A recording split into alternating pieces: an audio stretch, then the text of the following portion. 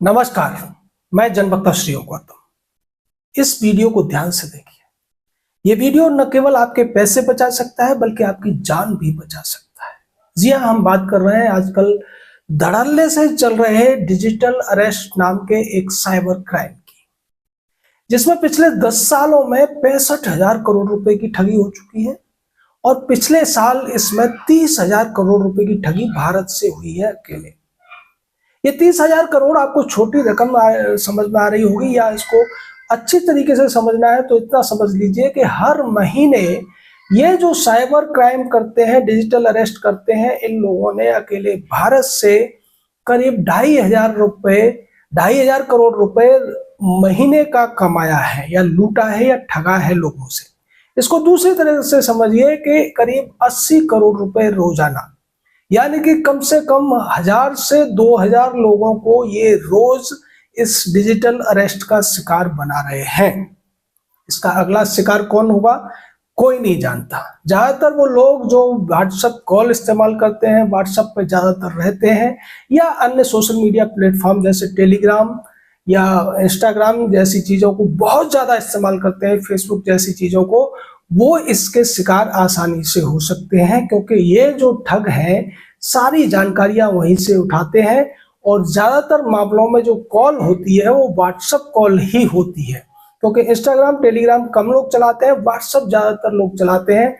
और ये सारी जानकारियां जुटा के उन लोगों को कॉल करते हैं और फिर एक डर का मनोविज्ञान लागू होता है, जिसके द्वारा ये 6-6, 7-7 घंटे, कई बार तो 10-10 घंटे उस व्यक्ति को इतना प्रेशराइज करते हैं कॉल कर करके। वो कॉल व्हाट्सएप होती है, वॉइस कॉल हो सकती है, वीडियो कॉल भी हो सकती है। अब तक ये देखा जा रहा था कि इसमें केवल पैसा ठगा जा रहा था, लेकिन आगरा की एक घटना ने बहुत बड़ा चौंकाने वाला जो लोगों को संदेश दिया है कि अब इसमें आपकी जान भी जा सकती है। आगरा में मालती वर्मा नाम की एक शिक्षिका थी, उनके 2 बेटियां, एक बेटा था। एक बेटे की शादी हो चुकी थी, बेटियां दोनों पढ़ रही थी। वो खुद शिक्षिका थी। उनको एक कॉल आता है, कॉल का नंबर पाकिस्तान का होता है। उसमें यह कहा जाता है कि तुम्हारी जो बेटी है वो एक सेक्स रैकेट में होटल से पकड़ी गई है और हम लोग तुम्हारी इज्जत का ध्यान रखते हुए तुम्हें ये कह रहे हैं कि 1 लाख रुपए हमारे अकाउंट में ट्रांसफर कर दो, तो हम इस मामले को यहीं दबा देंगे, नहीं तो ये सारे वीडियो अभी मीडिया में चले जाएंगे, तुम्हारी न इज्जत बचेगी और न तुम्हारा कोई नाम बच पाएगा। इसको लेकर वो शिक्षिका परेशान हो जाती है। कॉल फिर आती है और ये कहा जाता है कि गूगल पे नंबर हम आपको देते हैं, उस पर 1 लाख रुपए जल्दी ट्रांसफर करो, नहीं तो हम मीडिया को ये सारी चीजें देने वाले हैं।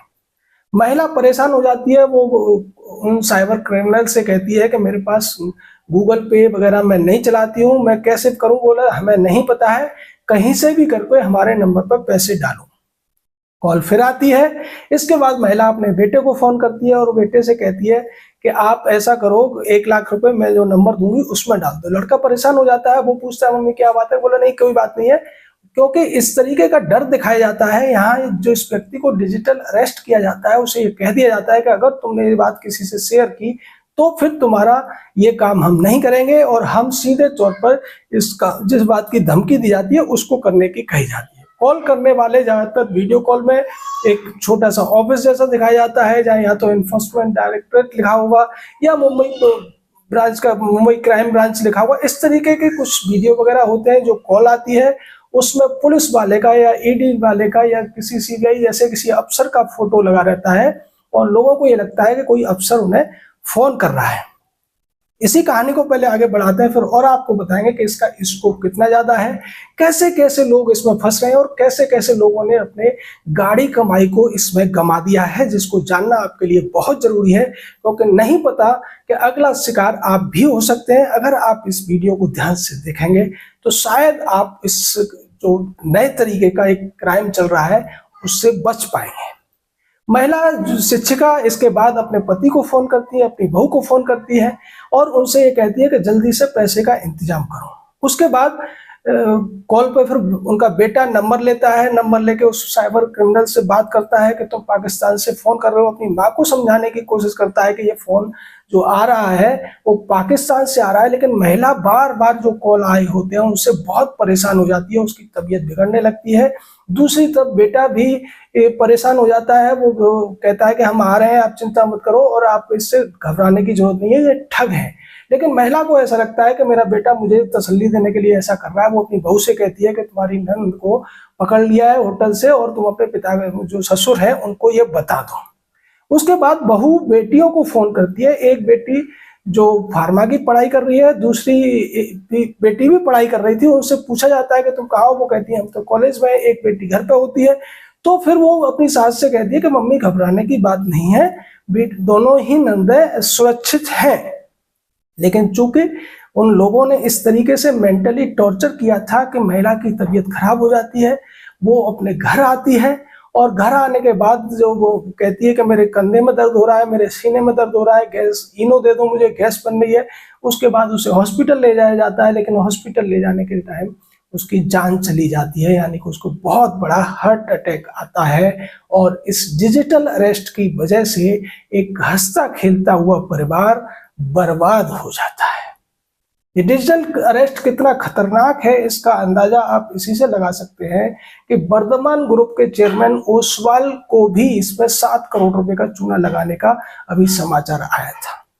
उससे पहले इंदौर में ही एक जो साइंटिस्ट होता है, उस साइंटिस्ट को 71 लाख रुपए का डिजिटल अरेस्ट के माध्यम से चूना लगा दिया जाता है।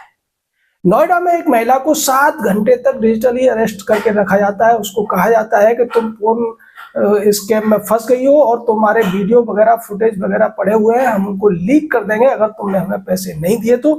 और महिला उन लोगों को 40 लाख रुपए दे देती है। एक दूसरा मामला नोएडा से ही आता है। एक महिला इंजीनियर होती है, उसको भी इसी तरीके से फंसाकर 4 घंटे के लिए डिजिटल अरेस्ट किया जाता है, मोटी रकम वसूली जाती है और मेंटली टॉर्चर किया जाता है।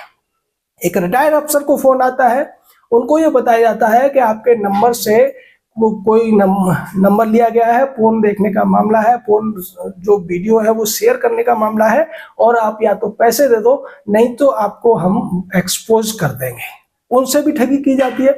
ऐसे तमाम मामले हैं, रोज 10-12 मामले आ रहे हैं। या तो कहीं ये बताया जाता है कि आप फोन स्कैम में फंस गए हो, कहीं सेक्स स्कैंडल का नाम दे दिया जाता है, बेटा बेटी बलात्कार में फंस गए ऐसा कहा जाता है। या फिर कहीं ये कहा जाता है कि आपके नाम से कोई कंसाइनमेंट आई है जिसमें ड्रग्स आए हैं और वो कस्टम ने पकड़ा हुआ है। या कहा जाता है कि आपके नाम से कोई कुरियर आया है जिसमें अवैध मुद्रा पकड़ी गई है। और इस तरीके के बहाने बनाकर वो लोग आदमी को टॉर्चर करते हैं। अगर कोई समझदार हुआ, जल्दी कॉल काट दी तो बच जाएगा, लेकिन जितनी ज्यादा देर आप उनसे बात करेंगे, जितनी ज्यादा उनकी कॉल रिसीव करेंगे, आपके फंसने की संभावना उतनी ही ज्यादा बढ़ जाएगी। क्योंकि मनोविज्ञान ये कहता है कि आप किसी से जितनी ज्यादा बातें करेंगे आप उसमें उलझते ही जाएंगे। और यही उलझाहट का खेल ये साइबर क्रिमिनल कर रहे हैं। इसमें पाकिस्तान से, ऑस्ट्रेलिया से, न्यूजीलैंड से, कहीं से भी व्हाट्सएप कॉल आ सकता है। आपको ये लगेगा कि यहीं से आ रहा है, क्योंकि फोटो जो लगा होगा वो किसी इंडियन पुलिस अधिकारी का होगा, किसी कस्टम अधिकारी का होगा, किसी ईडी या सीबीआई वाले का होगा। या पीछे जो बैकग्राउंड अगर वीडियो कॉल आती है तो उसमें ये दिखाने की कोशिश की गई होगी कि ये कोई बड़ा सरकारी अधिकारी का ऑफिस है और यहाँ पर कई लोग आपको घूमते नजर आएंगे। कई बार तो फेक जो कॉल भी सुना दी जाती है कि आपका बेटा या बेटी ये कह रहा है कि मुझे बचा लो, मम्मी बचा लो, पापा बचा लो। और इमोशंस में आकर आदमी का जो दिमाग है वो काम करना बंद कर देता है, वो चीजों को वेरीफाई नहीं कर पाता है और वो इस तरीके से इन साइबर क्रिमिनल्स के जाल में फंस जाता है। घटनाएं बहुत ज्यादा हो रही हैं। भारत बहुत बड़ा देश है और सरकार की तमाम कोशिशों के बावजूद इस पर लगाम नहीं लग पा रही है। इसके पीछे कारण है जागरूकता का न होना। ज्यादातर लोगों को ये पता ही नहीं है कि ये होता क्या है जब वो फंस जाते हैं। और जब तक फंसे रहते हैं तब तक वो नहीं समझ पाते, लेकिन जब वो ठग लिए जाते हैं उसके बाद उनको समझ में आता है। पुलिस फिर ये कहती है कि अगर उसी दौरान आपने हमको फोन कर दिया होता, उसी के बहुत जल्दी, जैसा कि इस मामले में हुआ, पुलिस ने यहाँ जो शिकायत की गई है, एफआईआर दी गई, उसके बाद यही कहा कि अगर हमें बहुत जल्दी बता दिया गया होता तो हम शायद उन लोगों को पकड़ भी पाते। क्योंकि ऐसे लोग जो नंबर्स लेते हैं, उनको जब कहीं मामला उन्हें लगता है कि अब फंसने वाला मामला है, वसूली नहीं हो पाई है या वसूली हो गई है, वो बहुत जल्दी जल्दी ऐसे नंबर्स को, ऐसे जो अपनी आईडी होती है फेसबुक वगैरह की या जैसे व्हाट्सएप कॉल आया है, उनको बंद कर देते हैं और उसके बाद उन लोगों का पता लगाना बहुत मुश्किल हो जाता है। या जैसे उन्होंने वसूली किया, अकाउंट से पैसा निकाला, पैसा ट्रांसफर किया और फटाक से उन्होंने उस अकाउंट को बंद कर दिया। इस तरीके की चीजें देखने को आती हैं। यानी कि जो साइंस की जो तरक्की हुई है, उस तरक्की का जितना फायदा इंसान को मिलता है, उतना ही जो क्रिमिनल माइंडेड लोग होते हैं उससे नुकसान भी आपका कर सकते हैं। आप समझ सकते हैं कि 65,000 करोड़ रुपए 10 साल में और पिछले 1 साल में 30,000 करोड़ रुपए ये लोग कमा चुके हैं, लूट चुके हैं।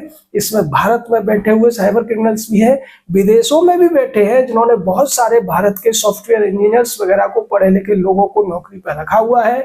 उन्हें साइबर एक तरीके से गुलाम बना रखा है। उन लोगों के तमाम वीडियो, तमाम रिकॉर्डिंग्स वो लोग रख लेते हैं, उनसे ठगी करवाते हैं और फिर उन लोगों को ब्लैकमेल करके इसी तरीके के इस कारोबार को आगे बढ़ाने में लगे हुए हैं। सोशल मीडिया से वो जानकारी उठाते हैं। तमाम जो ऐप है, चाहे ट्रू कॉलर हो या मोबीक्विक जैसे ऐप हो या दूसरे जो ऐप हो, जो मुफ्त में आपको तमाम तरीके की फैसिलिटी या बहुत अच्छी अच्छी चीजें देने की बात करते हैं। जैसे पहले एक ऐप आता था कि आपने फोटो डाल दिया और उस ऐप में पता चल जाएगा कि आप 70 साल के होने पे कैसे लगोगे, 80 साल के होने पे कैसे लगोगे। ये सारे जो ऐप होते हैं आपकी जानकारी चुराते हैं। ये मुफ्त में आपको कुछ नहीं दे रहे हैं, उस जानकारी को बेच के ये आपको ठगों का शिकार बनाने की दिशा में ही कदम उठा रहे हैं। यहाँ सबसे बड़ी चीज ये है कि सोशल मीडिया पर अपने बारे में बहुत ज्यादा जानकारियां शेयर न करें। व्हाट्सएप कॉल का कम से कम इस्तेमाल करें। वीडियो कॉल करनी है आप अपने फोन से कर सकते हैं। हर फोन में आज की डेट में ये सुविधा उपलब्ध है, क्योंकि यहाँ ये देखने को मिला है कि जितने भी ये साइबर क्राइम हुए हैं, उनमें जो कॉल आते हैं वो ज्यादातर व्हाट्सएप कॉल ही होते हैं, जिसका रिकॉर्ड वगैरह बहुत मुश्किल से मिलता है। कॉल अगर आपके पास नॉर्मल आएगी या नॉर्मल वीडियो कॉल भी होगी, तब भी उसको पुलिस आसानी से पकड़ सकती है। लेकिन व्हाट्सएप कॉल कोई नंबर इंडिया का लेके कोई व्यक्ति इंटरनेट के माध्यम से किसी दूसरे देश से भी कर सकता है, यानी कि साइबर गुलामों के माध्यम से कर सकता है, या फिर नेपाल, बांग्लादेश, पाकिस्तान ऐसी जगह से की जा सकती है। फोटो उठाते हैं, फोटो लगाने हैं और आपको ऐसा महसूस होगा कि कोई अधिकारी ही फोन कर रहा है।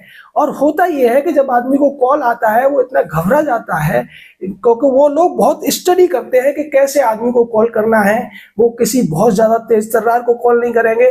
कई मामलों में बहुत कम देखा जाता है कि किसी पुलिस वाले को, किसी वकील को, किसी पत्रकार को, ऐसे व्यक्ति को ये फोन आए, और अगर ऐसा आता है तो वो व्यक्ति 2 से 5 सेकंड के अंदर इन लोगों को डांट के फोन काट देता है। अगर कोई शिकायत कर भी देता है तो ये उस जगह पे उस नंबर को चेंज कर देते हैं। यानी ये सॉफ्ट टारगेट ढूंढ रहे होते हैं। और जैसा हमने आपको बताया कि सॉफ्ट टारगेट में पढ़े लिखे लोग होते हैं, रिटायर्ड लोग होते हैं, बुजुर्ग महिलाएं, बुजुर्ग पुरुष होते हैं, जवान लड़के लड़कियां होते हैं, जिनका कोई रेपुटेशन होता है। उन्हें पता है कि अगर साधारण आदमी से हम ब्लैकमेलिंग करेंगे तो वो कितना 100, 200, 500 रुपए देगा या नहीं भी देगा। और ये इतने ज्यादा चतुर होते हैं कि वो अपना टाइम वेस्ट नहीं करना चाहते 10, 20 हजार या 100, 200, 500 रुपए के लिए। ये मोटी मुर्गियां तलाशते हैं, उनकी जानकारियां जुटाते हैं और उस जानकारी के आधार पर, जैसा हमने आपको बताया कि अगर 30,000 करोड़ रुपए की 1 साल में वसूली हुई है, ठगी हुई है, तो आप समझ लीजिए कि हर महीने 2,500 करोड़ रुपए इन लोगों ने इस तरीके की डिजिटल अरेस्ट से, साइबर क्राइम से कमाए हैं। इसको लेकर तमाम जगह छापे भी पड़े तो वहां देखने को मिला कि 10वीं पास, 12वीं पास लड़के इस तरीके का काम कर रहे हैं और देखते ही देखते वो अमीर बन जाते हैं। अभी भरतपुर के पास कामा में इस तरीके के छापे पड़े थे तो वहाँ ये खुलासा हुआ था कि दूध का कारोबार दिखा के एक लड़के ने 1 साल में 1.5 करोड़ रुपए कमा लिया, किसी ने 70 लाख रुपए कमा लिए। ये सब यहीं से आ रहा है कि वो आपको कॉल करते हैं, लड़की के नाम से कॉल करते हैं, तमाम लोग हनी ट्रैप में फंस जाते हैं और उसके बाद में ये डिजिटल अरेस्ट का ड्रामा किया जाता है, जिसको एक ग्रो अप आता है, जो जानकारियां इस तरीके की ली जाती है और उसके बाद में लोगों के साथ में टॉर्चर किया जाता है, पैसा ठग लिया जाता है। लेकिन आगरा की घटना ने यह भी दिखा दिया कि इसके बाद में लोगों की जान भी चली जाती है। अपनी जान और मेहनत की कमाई को बचाइए, अपने लोगों को बचाइए और अपनी जानकारियां कम से कम सोशल मीडिया पर जारी डालिए। व्हाट्सएप का इस्तेमाल कम से कम कीजिए और कॉल के लिए तो बिल्कुल मत कीजिए। हर समय व्हाट्सएप ऑन रखना भी आपके लिए नुकसानदायक हो सकता है। ऐसा महिला के साथ हुआ, वो टीचर थी, स्कूल में पढ़ा रही थी, लेकिन उनका व्हाट्सएप खुला हुआ था जिस पर 10 से 12 कॉल आती है। पहली कॉल 12 बजे आती है और उसके बाद उन कॉल के माध्यम से उनको ऐसा टॉर्चर किया जाता है कि उन्हें हार्ट अटैक हो जाता है और एक हंसता खेलता परिवार बर्बाद हो सकता है। इसको लेकर तमाम कहानियां हैं। कहीं किसी का रिटायरमेंट का पैसा रखा हुआ था, वो उसका चला गया। कहीं खेत बेच के, जमीन बेच के किसी काम के लिए पैसा था, वो चला गया। यानी कि जो गूगल पे वगैरह दूसरे ऐप है, ये भी आपकी जानकारियां उन्हें दे रहे हैं। वहां ये भी पता चल रहा है कि आपके अकाउंट में कितना पैसा है, आपसे कितना पैसा वो आसानी से वसूल सकते हैं। आपकी हैसियत वो देख रहे हैं, वो फेसबुक के माध्यम से, इंस्टाग्राम के माध्यम से या दूसरे अन्य माध्यमों से आपके स्टेटस को देख रहे हैं कि ये कितना मोटा आसामी है, कितना पैसा हम इससे वसूल सकते हैं। तो ये जो सोशल मीडिया आज के ज़माने में बहुत ज़्यादा ट्रेंड कर रहा है, कहीं ना कहीं सोशल मीडिया की वजह से भी ये अपराधी अपना अपराध बड़े स्तर पर कर पा रहे हैं। हम आपसे यही कहेंगे कि आप सावधानियां बरतें, व्हाट्सएप को हमेशा ऑन न रखें, टेलीग्राम, इंस्टाग्राम जैसी जगहों पर कॉल इस्तेमाल ना करें। जहां तक हो सके फ़ोन से ही कॉल का इस्तेमाल करें। वीडियो कॉल भी अगर आपको करनी है तब भी आप फ़ोन से ही वीडियो कॉल करें, वो ज़्यादा बेहतर है। इसके अलावा अगर गलती से आपके साथ ऐसा फ़ोन आता है, जल्दी से जल्दी उसको काट दें, उसकी बात को न सुने या तो कॉल रिसीव न करें। अगर गलती से कर भी ली है तो कह दें कि अच्छा ठीक है, मैं अपने भाई से बात करता हूँ, वो पुलिस में है या वकील है। जैसे ये लोग आपसे झूठ बोल रहे हैं, इसी तरीके का कोई झूठ आपको बोलना है कि मैं अपने वकील भाई से बात करता हूं या मेरे भैया पुलिस में है, मैं उनसे बात करता हूं, वो आपसे बात कर लेंगे, दोबारा कॉल आपको नहीं आएगा। उसके अलावा अगर फिर भी कॉल आता है तो आप उस कॉल को काट दें और दूसरे नंबर से पुलिस को इन्फॉर्म कर दें, जल्दी से उस नंबर को दे दें, क्योंकि जैसे ही पुलिस को नंबर जाएगा, पुलिस कॉल करेगी तो वो फोन बंद हो जाएगा, आपको कॉल नहीं आएगी। क्योंकि अगर आपने कॉल रिसीव की, आपने सफाई देने की कोशिश की, आपने कुछ भी कहा, तो ये साइकोलॉजिकल ऐसी बातें आपसे करेंगे, ऐसा माहौल क्रिएट कर देंगे कि आदमी के फंसने की संभावना बढ़ जाएगी। जैसा हमने आपको उदाहरण में बताया कि केवल आम आदमी ही नहीं, पढ़े लिखे लोग, वैज्ञानिक है, रिटायर्ड अफसर है, इंजीनियर लड़की है, पढ़ा लिखे टीचर है, कोई और प्रोफेसर है, ऐसे लोग इसमें फंस रहे हैं। क्योंकि जब आदमी के पास कॉल आती है, जिस तरीके से माहौल वो बनाते हैं, ठगों का इतना बड़ा जाल होता है, इतना बड़ा वो एक्सपीरियंस उनके पास होता है कि आदमी उससे निकल नहीं पाता। और आप सोचिए कि 7-7 घंटे, 10-10 घंटे किसी व्यक्ति के ऊपर इस तरीके का प्रेशर ये लोग बनाने में कामयाब हो जाते हैं, तो ये कितने ज़्यादा मजे हुए खिलाड़ी हैं। इसलिए इनसे बचने का सबसे बड़ा यही तरीका है, अगर गलती से आपको कॉल आ जाती है तो आप उस कॉल को जल्दी से जल्दी काटें, अपना फोन बंद कर लें। ये और भी आसान तरीका है, क्योंकि जब फोन ही बंद होगा आपको कॉल नहीं आएगी। कॉल आते ही जब भी डाउटफुल लग रहा है, आपका कोई परिचित नहीं है, उससे 5-7 मिनट से ज़्यादा आप बात न करें।